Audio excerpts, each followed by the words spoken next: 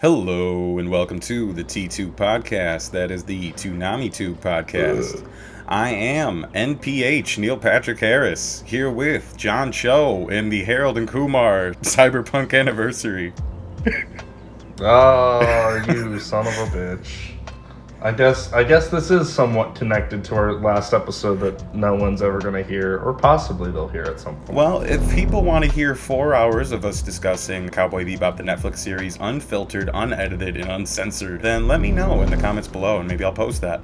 Bigger, longer, uncut. Because, there's a severe shortage of discussions on the live-action Cowboy Bebop, right? No one's talking about that. The market is oversaturated with Netflix Bebop content, so let's oversaturate the Matrix market with more Matrix content instead. Yeah, oversaturation. Yeah, and it all kind of relates because Keanu Reeves at one point was going to be Spike Spiegel in a Cowboy Bebop movie of sorts, and that didn't happen, but John Cho got the role. Mm-hmm. Sad that didn't happen. Young Keanu would have been great. Oh man, can you imagine instead of Reeves doing like Constantine and those kind of movies in the mid-2000s, like post-Matrix, if he did... He was in Cowboy Bebop. Man. Oh, that'd be great. That could have been really good. Can you imagine if we had that movie on our shelves and it was just a part of the Bebop legacy? Anyway, this isn't the Cowboy Bebop episode. No, it's just kind of funny that Harold and Kumar having Neil Patrick Harris and John Cho, and then all these years later, they're so prominent in the cyberpunk scene with Matrix and Cowboy Bebop right now. Let's just talk a little bit about Toonami and its lineup. Yep. Being that it's the end of the year, they always do like a bunch of marathons. Such a variety of content on Toonami right now. Well, there's been 3 or 4 Blade Runner Black Lotus marathons, and I think everybody's very well sick of those. So, do people like this show? Are people happy about these marathons? Are they working? I hope you don't give too many spoilers of your interest on Blade Runner Black Lotus, because I would like to talk about it next time on the podcast, actually. Oh, by the way, I loved Blade Runner Black Lotus. All 15 minutes I saw of it. I'm trying. Every time I put it on, I get through a minute. And then it's I won't get into that one yet. I'll save that one for another day. Okay, so yeah, we were fortunate enough. Toonami, for the first time since April 4th, 2004, aired Toonami on a weekday. So it's been a really long time since they've done something like that, and we got to see Blade Runner 2049. Mm-hmm. First time watching it was on Toonami on that night, so I actually never caught it before, and just saw the original Blade Runner shortly before, knowing that Black Lotus is coming up, and I wanted to freshen up on all that. Yeah, no, I thought it was cool. I didn't watch it. I don't have cable, but when I heard the announcement on social media, I was like, oh, nice, Friday night Toonami. I never really experienced that very much. Right now, it's really good that Toonami Block has been airing movies like Blade Runner 2049 and the Animatrix recently. Yeah. Animatrix was made for Toonami. As per usual, near the end of the year, they're in a state of flux. They're about to get a whole bunch of new shows, I'm sure. Can I mention something really quick that I think is really cool about Toonami? Yeah. I thought that Adult Swim had lost the rights to air Bebop again, and we're getting a marathon. Bringing in the new year is Bebop. That's where Bebop belongs, not on Netflix, but on Adult Swim. Although I am happy the original is on Netflix. And I don't hate the live action. Adult Swim is the true home of Bebop in many ways. Yeah, I'd have to agree. This is not a Bebop episode. It is not. Every episode we do is somehow connected to Cowboy Bebop in some And that's why all our Bebop stuff will get either taken down off YouTube or never posted, because if we talk about Bebop, it just won't see the light of day. Ever wonder how the Matrix all began?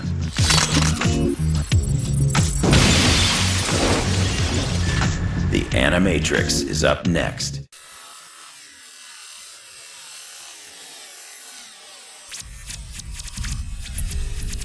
The Animatrix.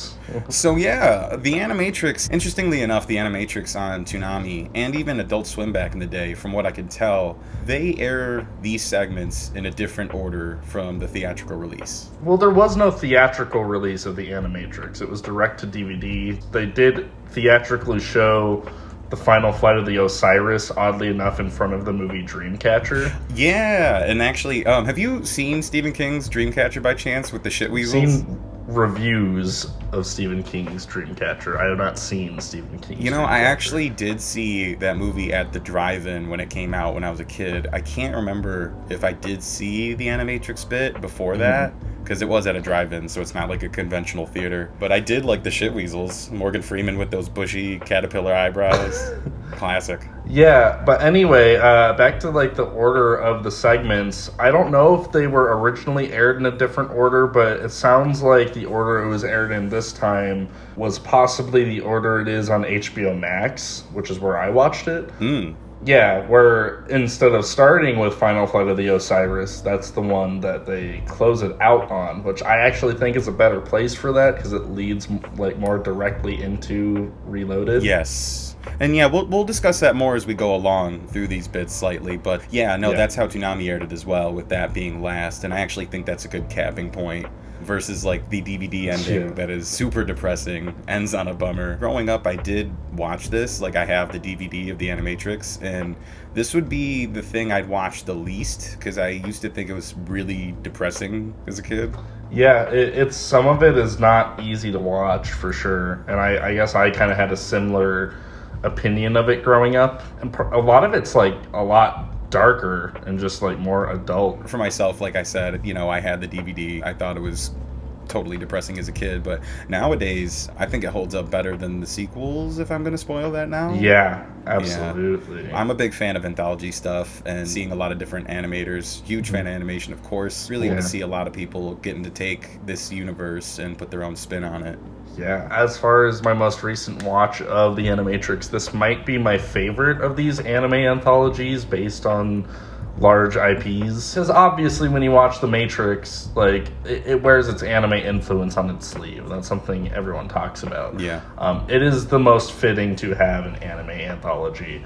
And I guess I just feel that the Animatrix as a whole really kind of takes advantage of like the Matrix concept in much more creative of ways than I feel any of the movies ever did. And it being in this anthology format, even if you don't connect or plug into the story of one, they're all just like about 10-15 minutes. Even if you don't love one, it's still just like, ooh, here's a nice taste from another artist. Right. And it's all in and out short stories. they're all, I don't think there are any that I flat out dislike, though. I think I love the Animatrix as a whole. Yeah, I was going to say that also. Like, I've heard people like Chris Stuckman and other people like that, for instance, say like, oh, this one is my favorite, this one's my least favorite. And to be honest with you, I don't have a least favorite, and I don't know what my favorite would be. And I've been really trying to think about that. Yeah, me too. I mean, I think I do have a favorite. You might be able to guess what my favorite one is, especially given that it's by a creator that we both admire. Oh, okay. Well, that's a spoiler. Well, he directed 2 in the whole thing. So it's down to 2 of 9 shorts. Yeah. I think so. I did not count. It's 9 because the Second Renaissance is a 2-parter. Other than that, it's 8. But I like to think it's 8 more than it is 9, even though it is a 2-parter. It is 8. It's a little weird that the Second Renaissance is broken up into 2 parts. Well, I think the thing I don't like the most about that is no matter how you watch it, it's back to back, which is interesting, but I think they could have like split that up. That could have actually been the bookmark for the movie, is like beginning and end. That's a great idea. Why didn't they do that? Yeah. Okay, so the first segment that we're going to delve deep into is the Final Flight of the Osiris, which is directed by Andy Jones and is actually written by both Lily and Lana Wachowski. And I guess the studio is Square USA. I haven't heard of them. Are they the same studio that made the Final Fantasy Spirits Within movie? Or yes, yes, they are. And director Andy Jones also worked on that as well. Okay, that makes sense. So have you seen Final Fantasy Spirits Within by chance?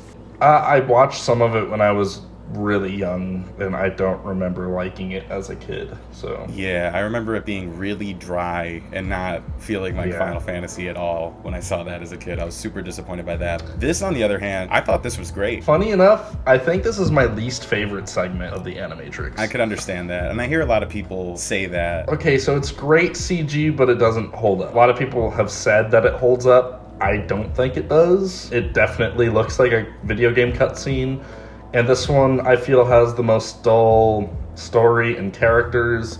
And that's very sad for me to say, given that unless I'm wrong, like, I think this is the only one that's, like, actually written by the Wachowskis. No, there's a couple others. Which goes to show how I feel about them as writers 98% of the time. Oh, I do hope we'll get into that in this podcast. Yeah, this one's just really dull to me. It does have one of my favorite songs in like the entire Matrix franchise. I think it's called Conga Fury by Juno Reactor. I think it opens up with that song, and I like the opening fight scene where they're stripping each other. It's a little fan servicey, but it's cute and it's cool. It's the minute that the characters start talking to each other that I just immediately get tuned out. There's some really cool shots here. There's some cool choreography. This is probably the most indistinguishable between like the style of this and the movies. Right. This one feels like it fits in probably the best with the Matrix films. It also almost looks as accurate as the CG in the films themselves between 2 and 3. Here's kind of my stance on it. So when it came out in the early 2000s, IMAX theaters and stuff were opening, and they're pumping out a lot of films that were like tech demos for early CG movies and stuff. And this was kind of like what they're doing with the Unreal Engine 5 in the new Matrix demo. Which I played on game night with some friends of mine. Yeah, I have not played that. I do not have a PS5 or Xbox Series X. So in any event, the story ties into the video game Enter the Matrix. It also just ties directly into the beginning of Reloaded, too. They find out that the machines are trying to drill into Zion. They get to warn Zion just in time. They let Niobe know and enter the Matrix, and then that is the beginning of Matrix Reloaded when they're all at that meeting discussing the impending doom of Zion. So that's pretty much how it went. I don't know. I don't have anything to say about this one. Like, this one was very flat to me. Yeah. It's got some cool little moments here and there, but like it's probably my least favorite. Probably? Question mark. It was the one I was the least interested in for sure. Yeah, I mean, I do prefer it being at the end of the film if I had my choice. I do too. I think my favorite part of Final Flight of the Osiris is Kevin Michael Richardson voices Thaddeus. Yeah. And if you know him, he's Principal Lewis in American Dad. Yeah, he's also quite a few characters in Gravity Falls. He's in everything. He is in everything, but he's also the big baby face at the end of Matrix Revolutions. The big robot baby face. Does he voices that as well. Oh, you mean Deus Ex Machina? That's literally that character's name. Is it really? I'm not even joking. Yes, the character is named Deus Ex Machina. Yeah, it just shows how contrived they got by the end of the third film, but we'll get into that. Yeah. So are we getting into the second Renaissance? Yes. Mahiro Maeda, I want to say his name is. I could be entirely wrong. But he wrote and directed this one, and the story was composed by the Wachowskis, which I think is the case with a lot of these. The Wachowski sisters at least develop the stories. But yeah, I think this one is widely considered like to be one of, if not the best of this bunch. I don't know if it's my favorite, but it's obviously a fucking beautiful short film. It's genuinely scary and intense. Yeah. I don't know. I love this one. What do you think? Yeah, so like for me as a kid, this is the one that like it's right at the beginning of the movie, no matter how you watch it. I have a thing about animals in movies. A lot of people are that way. So when I saw the cats get killed in the one scene, that's always something I have a hard time with. And just the visuals, though. When he crushes the guy's face in. Yeah, like the repairman that tries to shut him down or whatever. He crushes their face in. Or actually, I think maybe it's the woman's face that he crushes in after killing everyone else. You know, the cat thing, that definitely, like, I'm a crazy cat lady, so that rubbed me the wrong way too. At the same time, I'm glad that this kind of went to that place. It showed a lot of like genuinely horrifying imagery. Yeah. And to me, like, this short itself is probably the most mature piece of Matrix entertainment out there. I haven't read any comics or played like the Matrix Online or whatever that is. I doubt that they come to this level. I guess we already kind of knew that man was the one who like blocked out the sky. This one really does not shy away from just discussing how innately fucked up human nature is and just how awful we become when we're pushed to our limits. Aside from the dark stuff, I do have a very fun fact about this episode that's very bizarre. Go ahead. So, did you watch The Kids Next Door growing up at all? Yeah, I did. So, there's an episode, I shit you not, that references this segment in the Animatrix. Do you remember the episode by chance? Like, do you know where I could find that? I don't remember the episode, but I'm sure if you look it up on YouTube, you can find it. But there's a scene that they took verbatim from this segment. I believe it's like the courthouse scene. Oh, yeah, where like they bomb everybody. Which I just find to be so fucking strange. You give up your flesh and... Yeah. Flesh is weak. I don't know. I think that's a very weird but funny fact. Yeah, if I find that, I'll have to splice that right in here. Mm-hmm. Yeah. It's really interesting just to see the process of how the war went down between the robots and the humans. There was just an all-out genocide on the machines, and it was interesting because the machines, after trying to reconcile with the humans time and time again and us rejecting them, they just tried to hide away and have their own commune where they could live, and we attacked that. So with that, figuring out how to harvest humans and use us for energy, and they had the first wave of robots come through that was all the old clunky robots, only so like we could just defeat them, wipe them all out, and think that we did a good job, and then just come in and crush us. Just imagine being in a war where they're using you as energy as you're trying to fight them off. That's fucking horrifying. You know what the scariest scene to me was, and I might be the only person here, is whenever they were essentially just taking like soldiers off the battlefield and they were experimenting on them. And like the one where they're showing that guy, they're fucking with his brain.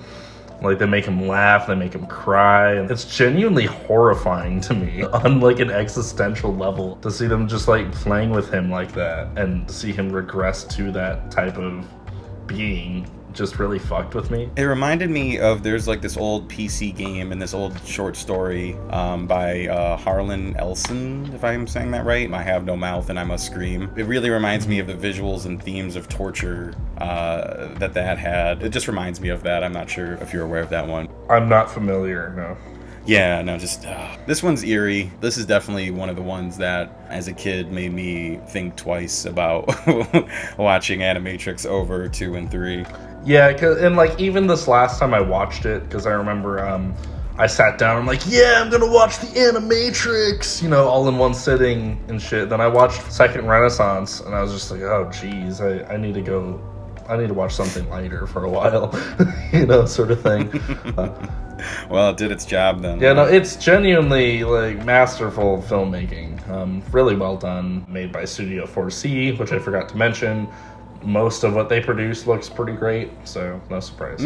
So segment 3 is Kid's Story, which is written and directed by Shinichiro Watanabe. What did that guy make again? I almost forgot. No, I'm kidding. Cowboy Bebop, obviously. He directed Cowboy Bebop. He made Samurai Champloo, Kids on the Slope, Terror in Resonance, Space Dandy. And this man is someone that you and I worship. I think I've heard of his work, yeah. It seems familiar. Again, stories by the Wachowskis, and this one was also made by Studio 4C. Kid's Story, do you want to give the synopsis? Sure. So basically, what I like about this one is it starts off with him at his computer talking back and forth to Neo, similar to how Neo did in the first Matrix. So it's almost like an animation visual representation of that part from the first movie, which I like. Yeah. This is a kid in high school. He skateboards because it is the late 90s, early 2000s. Everybody had to skateboard, so of course he has to do that. You know, he's kind of disenfranchised with life and school. He doesn't believe that what he's experiencing is reality. What elevates this segment is more the visual style. Yeah. Which I can see some people being very turned off by. I thought it was really great, very fun to look at. I feel like there was a lot of rotoscoping involved. I could be wrong. But yeah, just very sketchy style. Looks very rough, very loose. I think this one is the one that has another one of my favorite songs. It's called Who Am I by Peace Orchestra. I think it was from this segment. I could be wrong. It was. It's when he's cruising on his skateboard, actually. I really do like that track. The ending is interesting. So is it saying because he'd already been closely like connected to Neo and he was like talking to them, that once he killed himself, he was able to just wake up in the real world? I think it was just a leap of faith. They do kind of touch upon in the movie slightly, and at the end of this segment, when he wakes up and sees Neo and Trinity and Morpheus, basically he, kind of like the runner in the world record story that we'll get into shortly, he fell his way out of the Matrix. So he found a way to transcend his conscious out of the Matrix on his own. Somehow.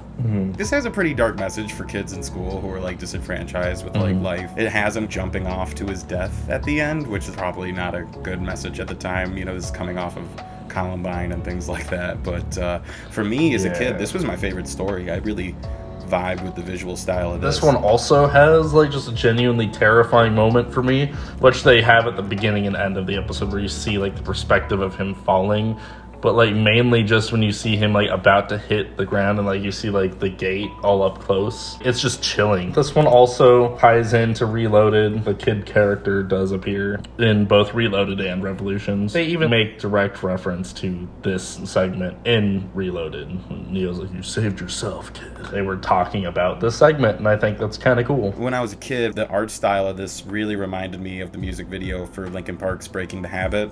This was my favorite because of its visual style, and like I kind of vibe with that. Yeah, this one's not my favorite. I can see why it would have been your favorite as a kid, especially with that connection to Linkin Park. But yeah, I really enjoyed this one. Really good. Really well done.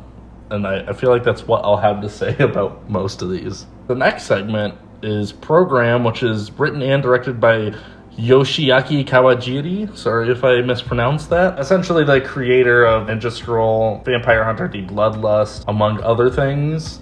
The studio that made this was the legendary studio Madhouse.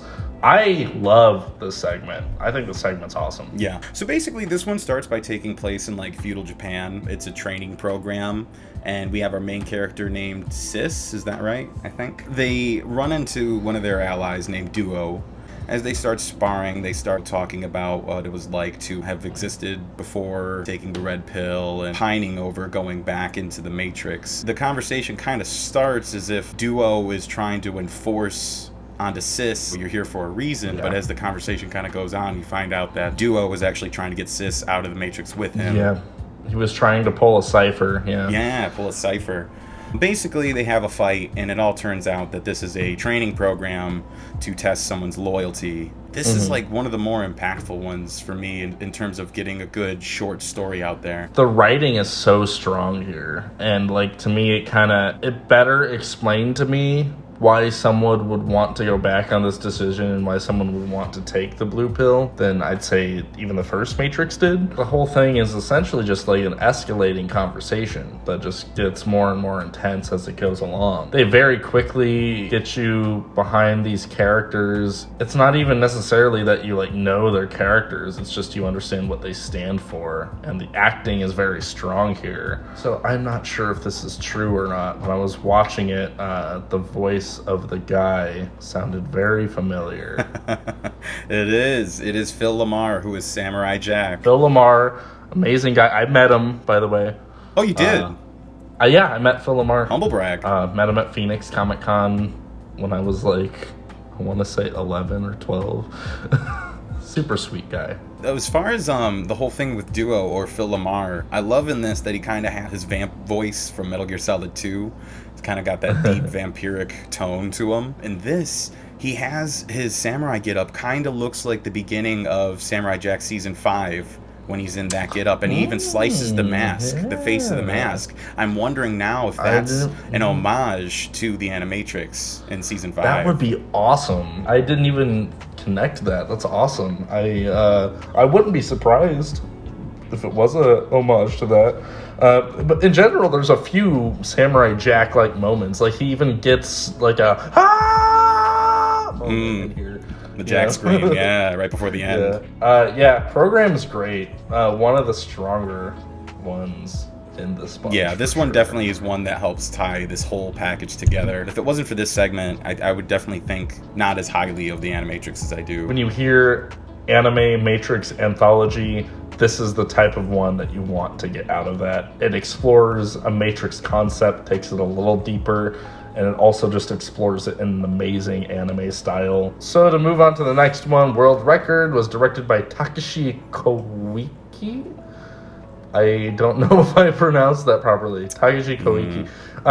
Funny enough, this one is also written by Yoshiaki Kawajiri, the one who wrote and directed program. Oh, I didn't realize that. Okay. Yeah, I didn't realize that now until reading it. This one was also made by Studio Madhouse. This one also has a really interesting concept that's very different, not something I would think of doing when thinking of making a Matrix short story. Essentially, with this one, it follows this runner that keeps on pushing himself, testing the limits of how fast a person can run, and ends up creating a glitch in the Matrix. That is more or less the plot. Yeah. I know a lot of people think this one's not great. I really enjoy this one. Well, I think it's just because this one feels the most different from Matrix things that we were used to at the time. That's what I like about it. This is like really engaging and interesting. It's cool to see him push the limits of himself. It's an interesting concept. It is something like, what does happen to the Matrix when world records are broken? Like, how do agents respond to stuff like that? You know, and I don't take a lot of these things as, oh, this is literally what those characters look like in the canon. Or, for example, whenever we see the codes start to come through while he's running, it's red numbers that are like an entirely different font. I don't take it as like, okay, that's literally how it looks in the canon. That's just a nice little touch of artistic direction. Well, I think what this one more than others touches upon is it's not a one-to-one adaptation. It doesn't have to look and be the Matrix. It's in the same universe. Yeah. It's retelling stories that we've heard about to some extent, of like hearing stories of people being able to persevere and getting their way out of the Matrix by other means. We see the process of different ways that people escape from the Matrix or how they interact with the Matrix. I don't know how I feel about the ending of this segment. It felt a little needlessly dark, I guess.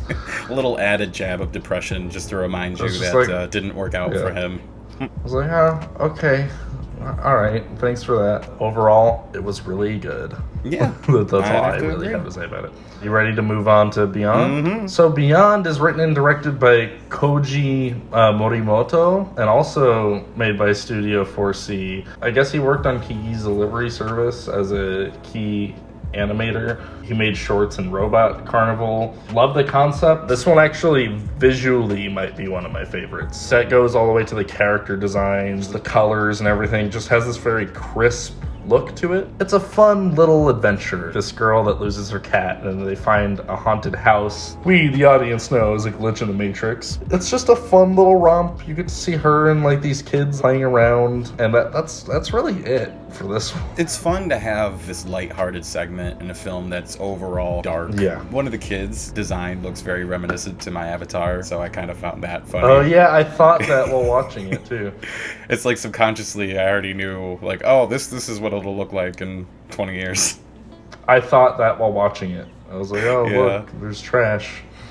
I felt like such a thief after watching it. This was a really fun segment. The Matrix doesn't all have to be this dark, dreary, depressing world. This was cute. But yeah, I don't have anything else to say about Beyond.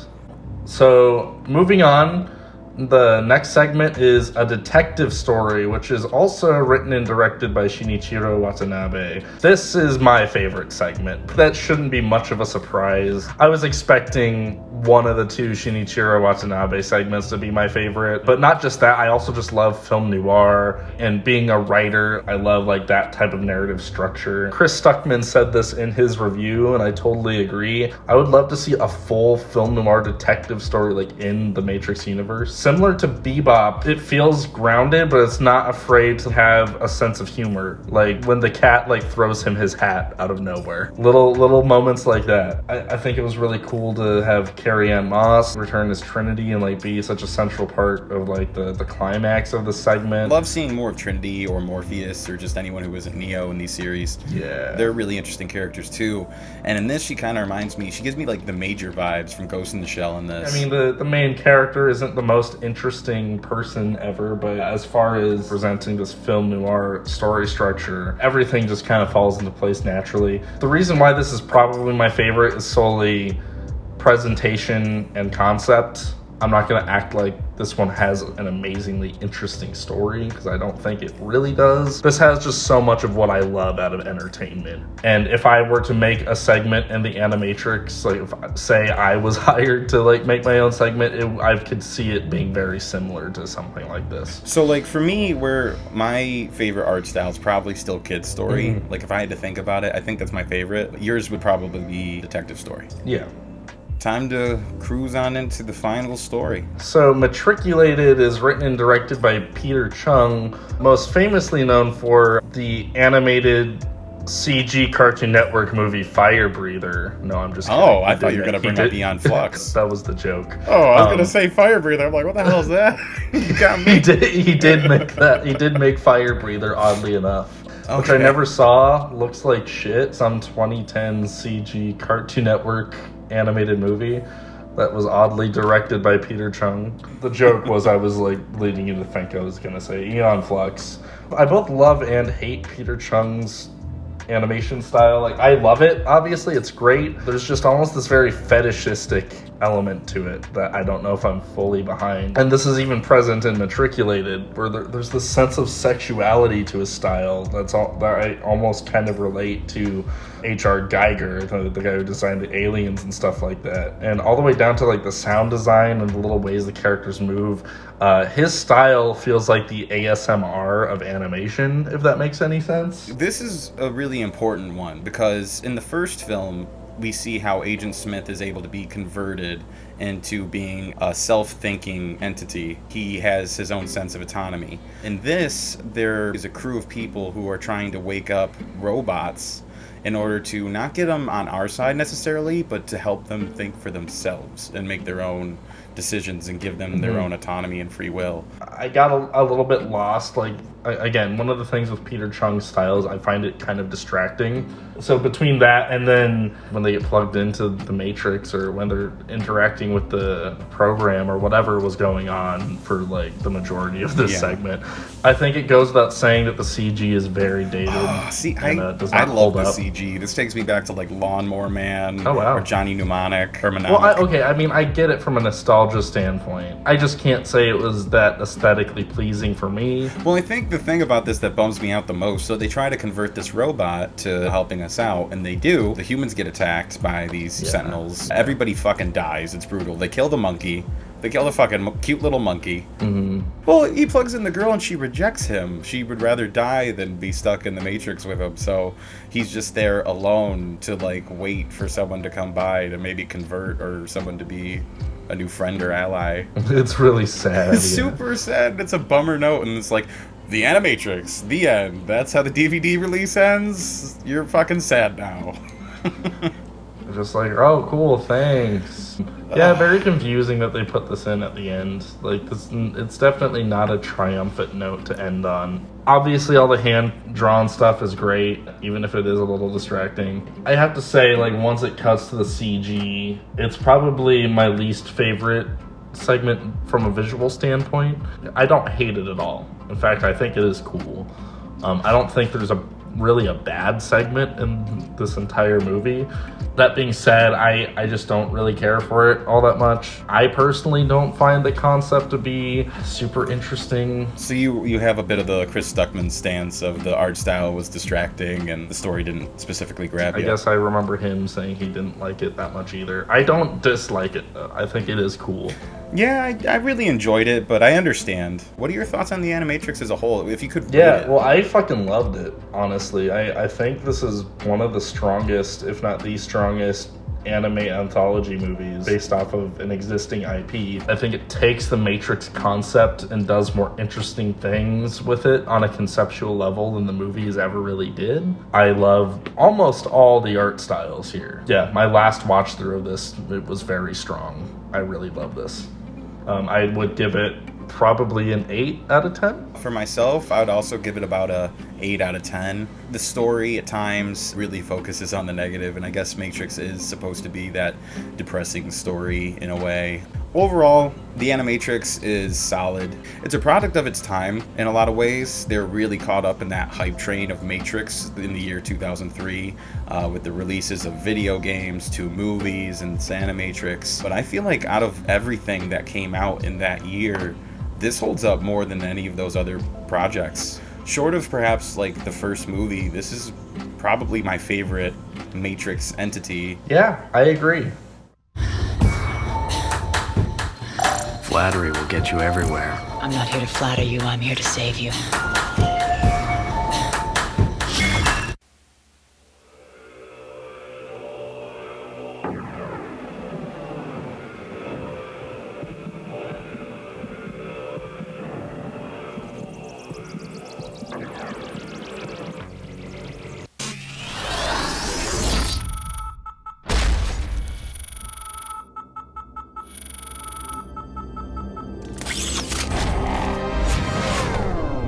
new reality has been revealed.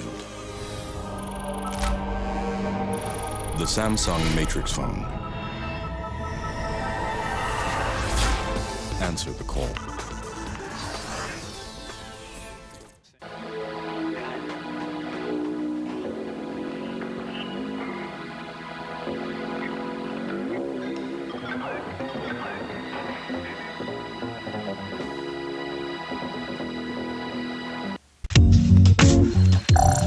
Your favorite simulation. Just killing time. You want to spar? As you wish. Moving on into our final topic for the evening, the Matrix series, all 4 films. What is your history with the first Matrix? I think my dad showed me this movie when I was about 9 or so, and I loved it. I didn't deep dive into the franchise until I was about 13. When I was 13, that was the height of my Matrix fandom. That's when I was obsessed with like the whole trilogy. I played the Matrix Path of Neo game so fucking much on my original Xbox. I made my own Matrix fan films, which I don't have anymore, sadly. I adore this franchise. Even if I really only love one movie in the series, fuck, I guess that's a spoiler. Movies haven't really been the same since The Matrix was released. It's one of my favorite movies. Wow. So for myself, I saw The Matrix on VHS. Matrix was the one that when it came out, a lot of people got it on DVD. It was a lot of people's first DVD. It was kind of like a big deal. I never owned The Matrix on DVD, so I never saw the special features until much later on YouTube. But as a kid, I really, like everybody else, I loved The Matrix. I caught it pretty early on. I didn't see it in theaters, but the soundtrack was something that, I remember having the soundtrack burned, and I would, listen through that. Sadly, no Massive Attack, even though it was in the movie. But this was something for me that I even had the Todd McFarlane action figures. I don't know if the first movie had Todd McFarlane on the action figures, but I did have the Morpheus one. Yeah, the first movie, they were McFarlane figures. They just weren't as good as the Todd McFarlane figures for the sequels. Right. So the only one I had of the McFarlane figures from the movies of the from the first one anyway, it was Morpheus, and you could tell because when I got the later ones, they were more stiff, meant to be on display. I'm a big fan of McFarlane toys, always have been since I was a kid in the comics. Even in the new Matrix movie, you see the action figures from the second and third movies on Keanu Reeves' desk. But that's a spoiler for later. The first movie, though, it's a lot of people's favorite movie. The influential nature of it is well documented. I don't even need to touch upon that. But this whole movie is such a tight package. It's very tight. Yeah, it's entry-level cyberpunk. The Matrix is such a genius movie in so many ways, in that, this concept, for instance, you could literally download fighting styles into a person's brain. Say the only escape from the top of a building is a helicopter. Hey, can you download helicopter flying skills? Here you go. Thanks. Whereas in any other movie, that'd be fucking stupid. It just works in The Matrix. This first Matrix movie established a style and tone that I feel was one of the few things that were consistent in 2 and 3. Amazing cinematography that really plays around with the color filters. And you could tell there's this natural grain to it. It's shot on film, and that combined with the amazing soundtrack. And I'm not even just talking about the licensed music, but the score of these movies, in particular the first one, is fucking incredible. I think the sequels leaned a little bit more into the techno side of things, but there is still some techno music in the first one. And it really just helps this movie have its own sense of self-identity and personality. Well, something I just wanted to touch upon quick is the progression of what led to The Matrix, what it borrows from and its influences. The first film definitely wears it on its sleeve, but it wears it in a way that it subtly puts it into the film. It implements everything with such nuance and grace that you don't feel like, oh, that's just a rip from this idea. I mean, people have talked about how similar this is to animes like Ghost in the Shell, and visually it does borrow a lot from that, but it also borrows a lot from how the tide was changing. So films like Johnny Mnemonic, I know I always say this wrong, Johnny Mnemonic, and Event Horizon with Lawrence Fishburne kind of looks like the Nebuchadnezzar ship, borrows from that kind of alien-esque Geiger style. A lot of movies in terms of sci-fi were going this direction, and then a lot of the kung fu action flicks of the mid to late 90s, John Woo-esque, and The Matrix really capitalized on the wave early, right as it was starting to cap. They moved everything from the generation prior into the next millennium. Yeah, it struck that perfect chord, and it kind of combined everything that was cool at the time and elevated it to the next level, and then threw in new filmmaking technology to add to it. So to me, it's no surprise that this movie had the impact it did when you really see that combination of coolness, you know? Yeah. This is one of my favorite movies. I don't think it's a perfect film, if we're going to talk about it from a more objective standpoint. The sequels get a lot worse with this, but even the first one, there are a few very on-the-nose writing moments. Obvious Jesus symbolism. Yeah. Like, hey man, you're my own personal Jesus Christ, and stuff like that. But, you know, with the first film having not only the age behind it, but also that it's supposed to be getting a mass audience into the themes that would later become common. I get it, yeah. So for that, I forgive this one in particular more than I would the sequels. I'm more than forgiving of its faults. I'd say the only thing that I really wish this first movie had, that I really feel like it's missing from a storytelling perspective, I really wish they gave Neo and Trinity at least like one scene. I wish we saw them like fall in love. Yeah, they really, the romance is kind of your typical 90s romance where it's just like, oh, you guys get together? I guess that's how these films are supposed to end, you know? Man and woman heterosexual romance for the sake of having one. Well, I think my favorite part of Nostalgia Critic's review on these films, how the sequels make up for the first lack of romance by having them just suck face Yep. throughout the sequels. Yeah, that is definitely true. That's the only thing I can think of that this movie's like really lacking. I mean, I'll be honest, I don't think the characters in any of the Matrix movies are like great necessarily, but for the first one, they service the plot precisely how they need to. Well, they're characterized and stylized just enough to put you in that world. Absolutely. I think this first movie is like such a great introduction.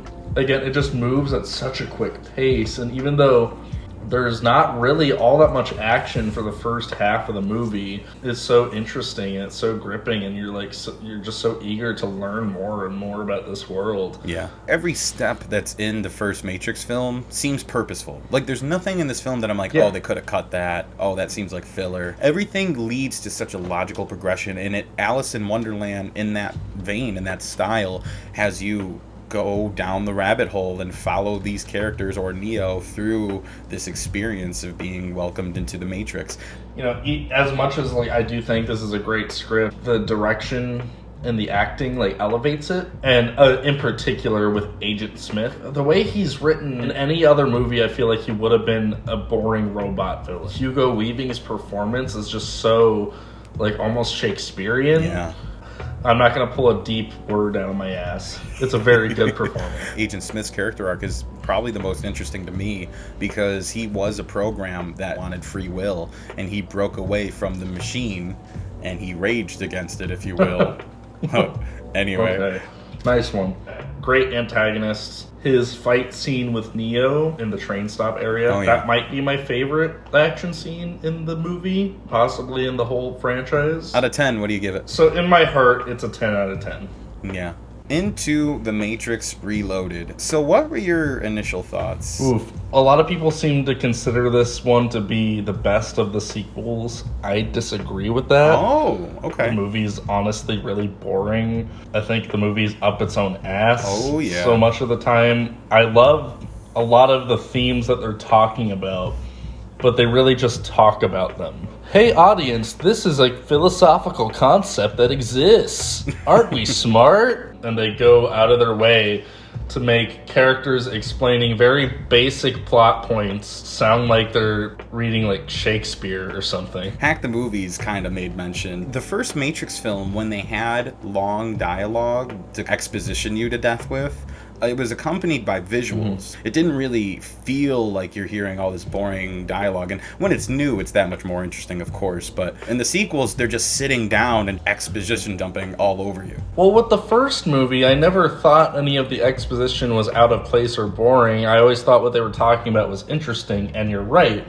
There was always something happening at the same time. A very basic screenwriting tool is if you need to have an exposition scene have a character physically doing something or have something visually going on during that scene, so it's interesting while you're still getting that information. The sequels, in my opinion, this one in particular, like they're very, and this isn't an original opinion, but they're comparable to the Star Wars prequels in that. Before we get too much further, let me just quickly give my background on this. So 2003 was the year of The Matrix. We got 2 movies, video game, and we also had the Animatrix, and I ate all that shit up. I bought all the DVDs.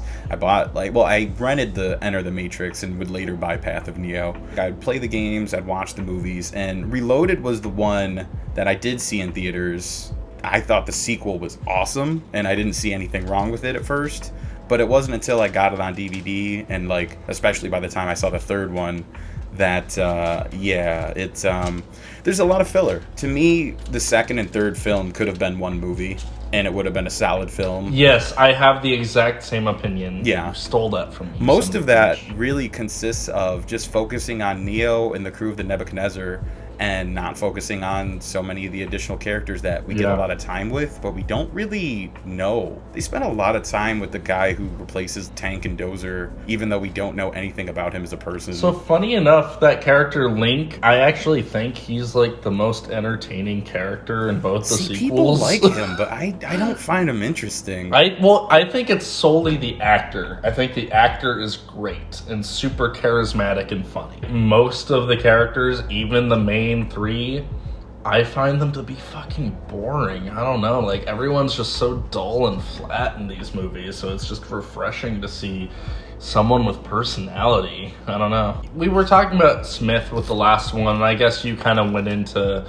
his storyline in these movies. I think I understand his motivation in these sequels, but I think it's very muddled and it feels contrived in that they almost were like forcing a way to integrate Smith back into the story. Hugo Weaving was so great that they didn't want to lose that aspect. Well, to me, it seemed like a good forward progression. Everyone's powered up since the first film. Even the agents themselves have upgrades as established in the beginning. You get the moment where Agent Smith gives the earpiece to Neo, signifying that he's free. When you see Agent Smith, he's souped up, he's got a whole bunch of doppelgangers or doubles that copies, and Neo himself has perfected his skills and his flying, where everyone's come such a long way since the last time you've seen them, because there's been time between that you haven't seen as the audience, and it catches us up to that. And I think as Reloaded as a title, as the theme of a sequel goes, this does everything I could have asked for a video game style sequel. Wow, okay. You get more Morpheus fight, you get more Trinity fights. The whole highway experience that we'll get into is phenomenal.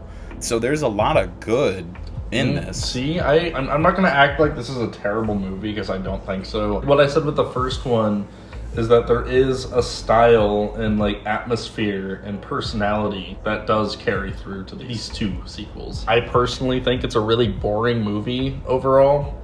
There's only one action scene I really like in this movie, and it's not the car chase, by the way. Oh, wow. Yeah, no, I know everyone loves the car chase scene. I'm not crazy about it. I love the chateau fight sequence. I think that scene is fucking awesome. That one's a lot of fun too. Yeah. To me, the action scenes, they feel like they're trying to be on the level of the first one, but they just lack all the substance, and they're way too fucking long, and they're not nearly as smartly executed as the action scenes of the first one. And speaking of which, that Smith fight I think is a lot of fun, but obviously it gets out of hand by the end. The CG gets really bad, and similar to the other action scenes, it just goes on way too long. Then the sound design is very questionable in that scene too. I don't know why they use bowling pin sound effects and stuff like that. Silly. They use Agent Smith in both these sequels for comic relief, and it's really weird. I don't know. You're right about that. Yeah, he did become, especially by the third one, kind of become a joke. Yeah. I almost feel like it was flawed in thinking we need to elevate the presentation on some level, because the first one was so groundbreaking. Yeah. Where they're like, oh, we have to have more groundbreaking technology. Like, I feel like that was a flawed mindset. I felt like the sequel should have focused on progressing the characters, and they should have kept the plot simple. The way it's written, I feel like the Wachowskis think they're a lot more complex than they are. Presentation-wise, it's great. It's more just story, writing-wise, there's almost nothing of interest here. And even like the things that people say they like about the second one, which is like the action, people praise the highway chase, and I know you love that scene. I do. That's awesome. I love the twins, the creepy albino dreaded twins. I hate them, honestly. Like, Oh, they're so the fun. effects just, I don't like the effect when they go ghost mode or whatever. Yeah. They introduce an interesting concept of like, oh, vampires, ghosts, demons, like they exist, glitches in the Matrix or whatever. They are anomalies, yeah. Yeah, and then they do nothing with that other than have those weird ghost twins. Well, they're werewolves, So, I and she don't know. shot the one with a silver bullet, so... Yeah, oh god, that scene Oh, was I so hated dumb. that, yeah. There were just so many strange choices that had me scratching my head of like, why do you have this in your Matrix sequel? Like, I don't know. Wow, I was totally entranced with this one. It was the third one that really disenfranchised me with the Matrix a bit. And that's the more common opinion. Yeah. But before we get to Revolutions, we should give a rating for Reloaded. 7 out of 10 for me. You want to give it a 7? That's fair. Nostalgia I think kind of that's hits fair. on this one a little bit, so... I want to say I would give Reloaded 6, but a very generous 6. I really don't enjoy this movie all that much. I have nostalgia for it, but again, the presentation and the music is still really good, even if the effects don't all hold up. Since this is a good transition talking music when talking about Reloaded into Revolutions, is the second one has a soundtrack, where the third one just has a score, and that's massively disappointing. I really loved how there's Rob Zombie doing Reloaded, and you have POD Sleeping Awake. Yeah. I was gelling with that flavor of MTV at the time, so it's really nostalgic when I go back and look at these Matrix films. Yeah, no, and I could definitely see how it could connect to your nostalgia on that level. I love the soundtracks of the first and second movie. I guess I'd never even really thought about the fact that the third one doesn't have any licensed songs. Yeah. I don't mind that, honestly. Maybe they blew their load, like, money-wise on, like, getting a soundtrack for the second one. Do you think they blew their reload? I just feel like as the films progressed, they forgot more and more what made the film that preceded it work. I don't know, like, I mean, I don't think there's too big of a difference in quality between Reloaded and Revolutions. I guess there are more scenes that I like in Revolutions. Well, let's talk about that. Why? What is that about? Like, what do you like about Revolutions that Reloaded didn't do for you? 'Cause Sure. I'm really curious. Yeah, no, and I know this is a hot take. I actually kind of like Revolutions. I love the sequence of Smith on the ship. That was genuinely intense for me, and I think that actor did a really good impression of Hugo Weaving. The scene of Neo and Trinity flying to the Machine City, like I love I love that Neo like loses his eyes. I thought all that was really fucking awesome. I'm not crazy about the war scene against the Sentinels. That was hard to watch, and it goes on for a really long time. It goes on for a really long time. When they have that one character who is a direct rip from Aliens, the female Hispanic character. Between that and the mech suit, it's very Aliens. Yeah. There's a few glimpses of things that are kind of cool within that sequence. The general's death scene is like kind of effective. Really? I do, yeah. I thought that was an effective scene with all I the did not cuts. even know his name. I don't know his name either. That's why I said the general guy. When he had, no, I thought that Super I thought effective. his death scene was effective. All the cuts on his face, while the kid, Dude, the it little looked boy. like a death scene out of Birdemic. You thought so? I would not go that far. I think that's pushing it. I think that's a little harsh. I mean, it's pretty close. If you just were to chop in the scenes of him reacting to getting cut in the face with, like, the birds. I wouldn't go that far. I'm talking about when he's laying there and he has all the cuts on his face and he's talking to who's the small boy, The kid from the little kid, the kid, What Story? the baby boy, the tiny Yeah, baby from What boy. Story though? The From Animatrix Kid Story, yeah. Kid Story. I thought that moment there was genuinely like heart there. I'm not gonna act like this is a great movie. I definitely have problems with it. This has the most obvious of like biblical metaphors, And by me saying metaphor, that's being very generous, because it's very, very on the fucking nose. Yeah. Or the fucking limbo scene, like, that's fucking terrible. Not the best child actor, that's for sure. What's her name? Sadie? Is that her name? Oh, she's in the new one. I don't know if it's the same actress or not, but oof, like any scene with her is very rough, honestly. I thought the whole train station scene was rough. It was really bad. The whole scene with Zion getting attacked, which should have been interesting and cool, was awful and went on forever. The end fight with Agent Smith kind of felt like we'd seen it by this point, and even though I like it, like, this is the best part of the movie for me, the whole overarching thing with Smith invading the one dude's body, really didn't care for that plot point. When they established that early on, it's so fucking quick in a movie full of overly long scenes. Like, the one thing that's directly connected to the end stinger is literally 30 seconds, like, near the beginning of the movie. Right, the balance is so skewed in these films. It's like we'll spend 10 minutes talking about things that are totally superfluous to the Matrix and just talks about its ideology and themes, but then we'll take, like, no time to discuss something that's going to be a major plot thread leading in from the second to the third. The third movie kind of sold me on the overall story told in both 2 and 3, though. I really like the ending, honestly. Neo's sacrifice and, like, you know, I'll stop Smith if you guys stop the war sort of thing. I did like that. I thought that all felt genuinely earned, and it felt like it built to that. Well, I also like the idea that the Oracle was in one of the Smiths and reminded him of everything that has a beginning has an end, which is something the Oracle told him earlier. So when he remembered that, he was able to allow Smith to just absorb him, and then by that, he would be able to defeat him. A little bit of foreshadowing there, and the cyclical nature of all that was fun. I really don't like Trinity's death scene, and the biggest reason why is the obviously, like, rubber metal It looked thingies bad, that are yeah. the metal thingies. But, like, they wobble around throughout the entire scene. It's like they didn't even try to make us think she was actually stabbed. I know, it kind of catches your eye every time you watch it. Well, I like the idea of, even though Neo in the second one was able to see Trinity's death and was able to postpone it, you can't avoid fate, which is that she was eventually going to die. I think that was kind of interesting. So it's like, even though he didn't, or even though she didn't die the way he anticipated, she did still meet her demise. I think that's kind of a good arc. I don't mind it as a story point. I think the scene is kind of bad. Oh, and it goes on for so long. It's like as everything she does got, in these movies. Like, fucking impaled by these metal thingies, and I'm gonna keep calling them that. And then she just talks. She whispers to Neo for 10 minutes, and then she dies.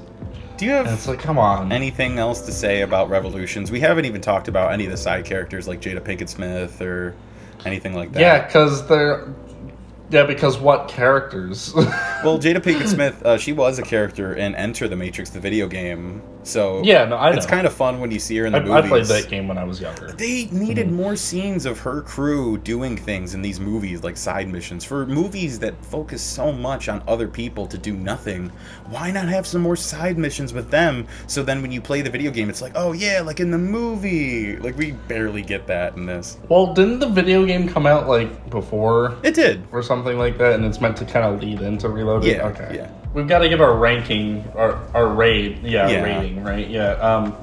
So I'm also going to give Revolutions a 6, which is the same rating I gave Reloaded, because again, like, they're about the same in quality. Even though I like Revolutions more, I can't really give it higher than a 6 out of 10. For me, I would say 6 as well. The only thing that I'm thinking is 5 is average, 6 is a recommendation. And the only way I'd give Revolutions a recommendation is if you were to watch all of them. I think as a whole, it's a decent trilogy. The first one is the only one that's great. To me, the style, the directing, presentation, like, kind of carries through all three of them. They feel consistent enough. Yeah.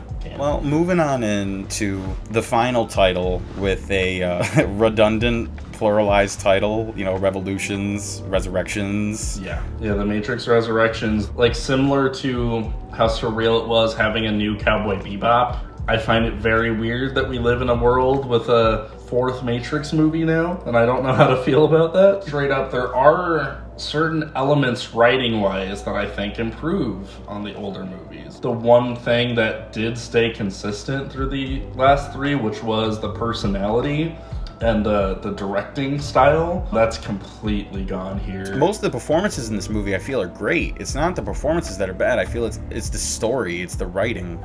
I think Keanu was especially great in this movie. And like, you know, Keanu's not the best actor in the world, but he, especially in this first act, like, he is so fucking good. Honestly, hot take, I think it's his best performance out of all the Matrix movies. And I like Neo in this movie more than I liked him in the other movies. So in this, we get introduced to new characters like Bugs of Bunny fame. And short of that, the rest of this crew is more than forgettable. Not that the old films didn't suffer from this, but 20 some odd years removed, do you think we'd have some more dynamic characters? Yeah. I want to talk about Neil Patrick Harris really quick. I love his performance. Very entertaining to watch. I feel like you didn't need Agent Smith in this movie because this movie kind of had its villain. And I know they explain in the story why we have a new Morpheus, why there's a new Agent Smith. The whole Smith thing with this new guy feels super unearned to me. Yeah, it never felt like Smith. No, he didn't feel like Smith at all. He even called Mr. Anderson Tom. He kept on calling him Tom. He never called him Tom in the movie. He shouldn't have been Hugo Weaving Smith. He should have been a new character entirely. I like the performance. That actor is doing a really good job, but it's not Agent Smith. I don't fucking buy it. I don't know. The thing is with Lawrence Fishburne, it's kind of interesting to me because he is in the John Wick movies, and he will be in John Wick 4. Yeah. So why we couldn't get him here, I haven't found yet. I haven't really looked into it. Wanted to be in this. Well, no, it's not that they couldn't get him. It was intentional story choice from Lana Wachowski. Well, what about Hugo Weaving? Like Hugo Weaving, maybe he just didn't want to be a part of it. Like, I could see that more. Yeah. Lawrence Fishburne, I think Lawrence Fishburne wanted to be in it, and they didn't get him. That doesn't make sense to me. People were speculating that the whole Morpheus not being here and the whole new Morpheus thing was a take on the Matrix Online story in which Morpheus dies. I really don't see that here. I don't know if that's what they were doing. A lot of people seem to like the beginning. I was disappointed right away when they redid the whole Trinity fight from the first movie, and it's not Trinity, so I'm wondering what the fuck. Constant rehashing of using clips from the first film to the point that they literally just bludgeon you over the head with it. I really have a problem when films use clips from previous installments throughout a film, but doing this in the manner they did, even to the point that they have a big screen in the background displaying the first film, I felt like that was ridiculous. It is typically a problem when they overuse footage from older movies, and I think the more this movie went along, the more problematic it became. I think in the first act, honestly, and I know you disagree with me, I think it was appropriately used in that Neo kept on having these visions returning to him. What I really love about this first act is more, it makes the Matrix mind-bending in a different way than the originals were, and it takes the mental health approach. I like the whole idea of he's back in the Matrix, doesn't realize it, he's a game designer, knows something's up, is trying to figure out what that something is. Some of the meta-narrative of it I do like, but I feel like this film goes way heavy on it. I like the idea that he made a game series called The Matrix, like he made a Matrix trilogy. Like, I mean, that... I thought that was good.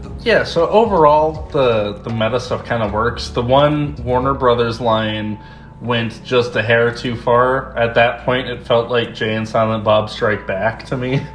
Well, they actually do it more than once, because they actually have the Frenchman later on being like, oh, this doesn't fit the sequel, the narrative of our sequel, our fourth... Oh, does he? Because Yeah. I could not fucking understand a word he was saying.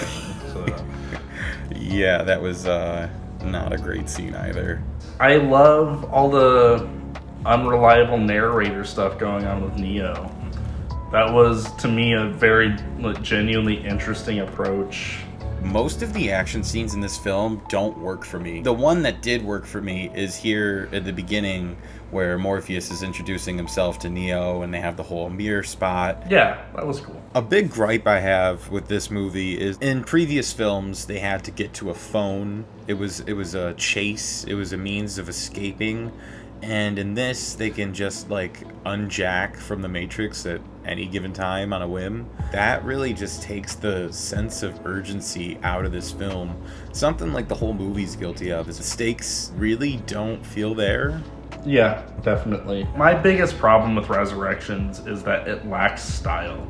Yeah. Whereas, like, what made The Matrix so special was style and music. The score in this movie, it's so generic. Like, there's no techno music or anything. Yeah. Well, this doesn't feel like a Matrix movie at all. No, not at all. And they keep on doing this slow frame rate effect, like, throughout the entire movie. It feels like Lana Wachowski just thought it looked really cool, but it came off very amateur, and it felt like the kind of thing that, like, a high school student would be like, ooh, this looks cool. I'm gonna use it a bunch of the movie for no fucking reason. Quick sidebar, but this isn't both of the Wachowskis on this, huh? It's only Lana Wachowski. What is that about? Do you know anything about that? Yeah, I do. So Lily Wachowski, the interview I read with her, because she's the most recent one of the two who've transitioned. So she's just now, like, had this amazing revelation in her life that's made her so much happier and more comfortable in her own skin. So I think what she said was something akin to, like, the last thing she wanted to do was return to an earlier part of her life and, like, revisit the Matrix. Which I completely understand and respect. That makes a lot of sense. More power to her. That being said, I almost feel like Lily Wachowski was the director of the two. It helps that the original trilogy was like all shot on film. It all looked so like still. There were so many wide shots, a lot of amazing cinematography. And here, some of it just flat out sucks. There's a lot of weird close-up, like handheld camera editing. The presentation just feels very amateur to me. In the end, it's what made it not feel like a real Matrix movie to me. I think you're right. Like, the direction of this suffered. Yeah. This didn't feel like a Matrix film at all. Here's what I think I picked up from the movie. And you've seen it twice. Maybe you can help me out. So the machines learned that Neo and Trinity, when they're together, they harness this like extremely powerful energy. Like, they're both kind of the one when they're together. The Matrix wanted to use that energy. Is that what it's trying to say? Like, they kept them alive so they could thrive off of that. The whole thing with them getting captured in the first place and them being able to, like, revive Trinity, revive Neo, and use them for fuel. How the fuck did they revive Trinity? Yeah, that all really confused me. Like, I had to watch this a second time to pick that up specifically because I was like, wait a minute, how did we get here? So his goal is to keep Neo, like, in the Matrix, like, as his therapist. Is that the whole goal? Part of it is they couldn't destroy him, I doubt, but it seems like they had advantage of him. I don't understand why they couldn't just destroy him. Maybe there was advantage to keeping him alive. We've moved along this pretty far, and I just want to bring up something that I was actually looking forward to. We haven't talked very much about this character in the other films, because their role was kind of minimal. Jada Pinkett Smith in this film as Niobe. Yeah. This is bad. From the old person face to her acting on it. The old person makeup's bad. This makeup's bad. I mean, she like had these butthole eyes that like sank into her face. Like she just looked so bad. Oh, we have like this wonderful future. There's some bad machines, but we've evolved so much and everything's great. Okay, now you're a prisoner, Neo. Well, it's her trying to get control, but then she also like admits to herself that she really doesn't want the said control anyway. They do touch upon them rehabilitating, for lack of a better term, these machines and getting them to free think for themselves and hopefully help us. I think like them delving into that with this movie was not only inevitable, but like kind of made sense. That being said, could we just talk about how, for a film 22 years removed from the original, how bad the CGI looks compared to the first film? Yeah, no, I agree. I mean, some of the stuff with the machines is pretty good, but Bebe looked bad. Everybody, like so? all these machines look bad. In the first film, or even in the second and third, they looked and moved in a way that was mechanical and relatable to our world. Whereas something like Bebe or whatever, or I can't remember, Sabebe, his whole design and the way it moves, it's very unrealistic. The moment you look at it, your eye knows you're looking at dead space. I can't say I really had the same problem that you did with the machines. I was able to accept that They're more just kind of generic CG robots now. The one little one that we see fist bump, the technician character, that doesn't appear before or after, but we're supposed to like this little character, this little fist bumping mech. Now Trinity is the one in this Matrix because we've established before that there's been many Matrixes. I feel like the one little sidebar is Matrix using his little force push was a bit OP by the end. It was kind of ridiculous that that's the only move he could do. It was ridiculous. It was cool, but it was ridiculous. I think what they were saying, and I think this holds consistent with the original movies, is that when Trinity and Neo are together, they both are kind of the one. They both kind of have those abilities. There's so many power of love moments at the end of this movie, which honestly, I don't think it's much different. The original ended by them winning with the power of love. Yeah. So I didn't mind that. I really love what they did with Trinity at the end of this movie. And as much as I love like her scene where she's destroying Neil Patrick Harris, a lot of his dialogue in the scene is very on the nose, just like, oh, I hate women. Can we talk about the fact that she just immediately turns on her family that she had in the Matrix? Bro, she stopped giving a fuck about those kids. Yeah, those were her children. Yeah, but she figured out that they were fake. You could use that as the excuse. How about she was literally married to a Chad? So that's actually a really great Easter egg in the movie. So that guy who plays her husband, his name is Chad Stahelski. Not only was he one of the stunt actors in the original Matrix trilogy, he's the director of the John Wick movies. Oh, wow. Yeah, that was the director of the John Wick movies. That's Chad Stahelski. Holy shit. And like they even named him Chad in the movie, and there's like a line where Neil Patrick Harris is like, and then you could go back with handsome Chad. It's such an in-joke for like the creators of the movie, and they probably thought that was hilarious. Yeah, I'm also not a big fan of these AI swarm. This whole swarm concept, it takes away from how heavy the situation was of the original films where real lives were on the line. I thought it was kind of cool, but I was so tuned out by that point in the movie. Like, despite my issues with the presentation and everything, I was still like on board up until the overly complicated exposition scene of them talking about like their plan to get Trinity. For some reason, of all the things in the movie, that's where I tuned out. Whenever the girl from Revolutions came back. Well, in that scene, they did bring back the element that I talked about where they're implementing visuals with the dialogue. So she's giving this exposition at this well while also seeing what's going on. So I do appreciate that, but it was also just a drag to watch. It doesn't make it good. So maybe this is just me and maybe I'm just a fucking idiot. Similar to the architect scene, they were like over-explaining it and making it so complicated to the point where I had to turn to my friend and ask him, what are they talking about? What's the plan right now? And then he was just like, oh, it's a heist movie. They're going to get Trinity. And I was like, got it. The movie could have explained that so much better than they did. Final thoughts, Matrix Resurrections. What do you got? It was a disappointment. I don't hate it. Like I said, there are oddly a few things that I think are slight improvements over the original movies. And that's just in that the characters are more entertaining to watch and they're less stale. That being said, the rest of everything else is like so much worse that it brings down the experience as a whole. Not an awful movie, but it is below average. I would give it a 4 out of 10. I just feel like this film had good ideas that were executed poorly. It doesn't feel like Matrix. 4 out of 10 sounds sufficient. I wouldn't recommend it. Wow, 1 out of 10. Geez. No, 4 out of 10. That's harsh. Oh, no. I thought you said 1. No. 4 out of 10 seems sufficient because, like, I wouldn't recommend it. Not an easy watch at 2.5 hours. It doesn't ruin the old movies for me. No. But you know what's funny? Like, because you mentioned that you thought that this new one was boring. I found this new one to be a lot more entertaining than Reloaded. That being said, I like it less than Reloaded. If that makes any sense. This felt trendy. They go way hard on trying to be a product of the current day to a point that like the old Matrix films are probably going to hold up slightly better.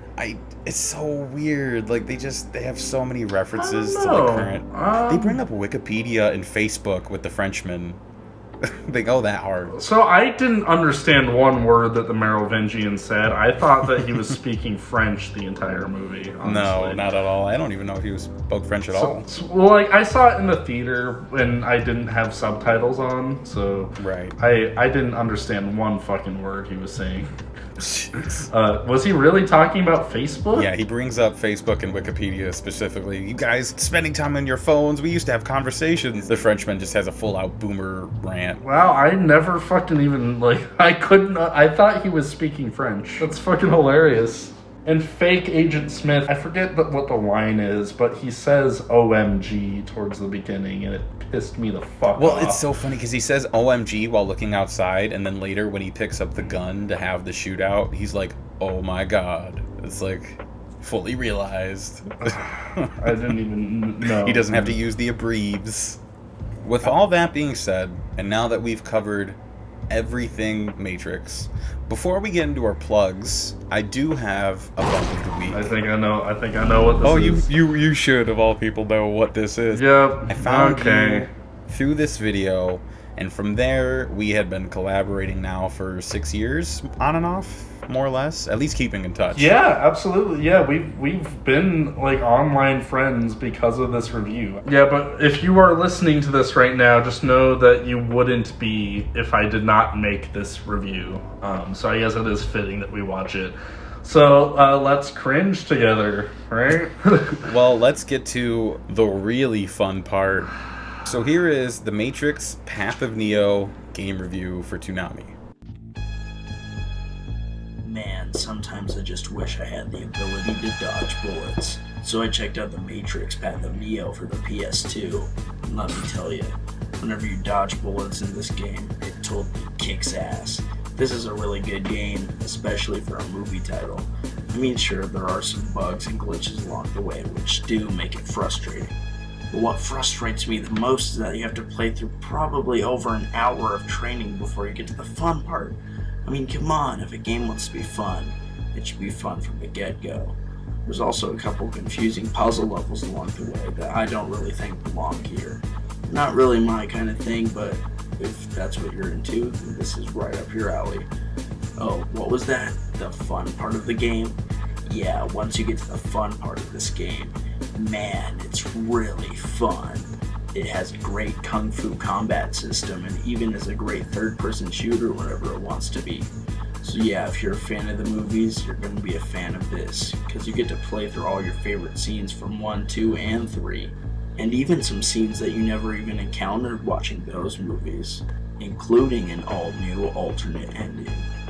So overall, Toonami gives The Matrix Path of Neo for the PS2 a 7 out of 10. Whoa.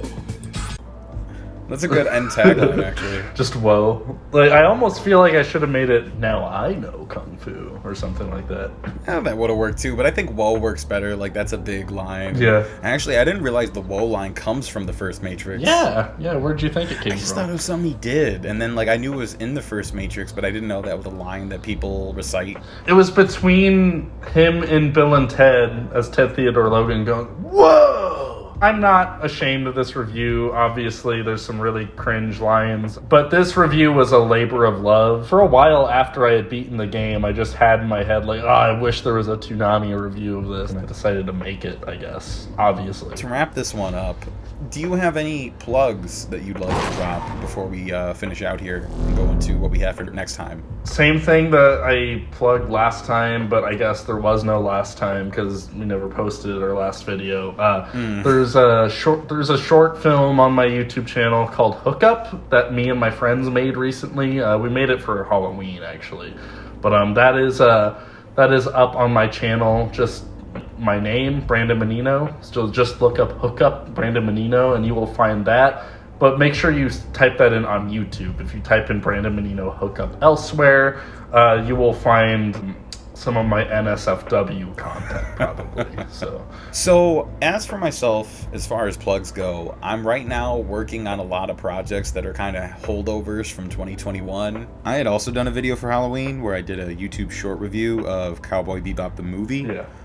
I have a version of Adult Swim Abridged from September 2001. So basically, I took a bunch of episodes and commercials from the month of September 2001, and I put them into a lineup that in the future you and I will be going over doing a watch along on, so you'll be able to have a watch along version where we talk about it. So you could see that on the Internet Archive. Yeah, check that out and look out for our watch along of it, where I describe my nostalgia with early Adult Swim. I'm looking forward to watching your Adult Swim lineup. I'll be dropping links for everything in the description, so feel free to check all that out. And if you want to check out more from ToonamiTube and get in contact with us, we're here on YouTube, Twitter, and come and join me on ToonamiAftermath.com. It's a retro Toonami streaming site where you can keep up with the fandom, watch old shows, bumpers, and commercials from the nostalgic days of early Toonami and cable. Lastly, next time on the podcast, we'll be talking about Blade Runner, Black Lotus. I don't know when we're going to be finished with those episodes, but as soon as those episodes are done, we are dropping a podcast. We'll accompany that with our top 3 choices of films from 2021 to finish off the year proper. Any thoughts? Looking forward to the next installment? I'm not looking forward to watching more Blade Runner Black Lotus. I will truck along, and I will do it, because I am a man of my word. Yeah, literally just watch as much as you can, and I will definitely watch all of it several times, because I've watched most of these fucking marathons already. Wow, yeah. Now you must be a fucking masochist. Jeez. I mean, we'll talk about it on the next T2 podcast. Yeah. That's it. Bye. Later.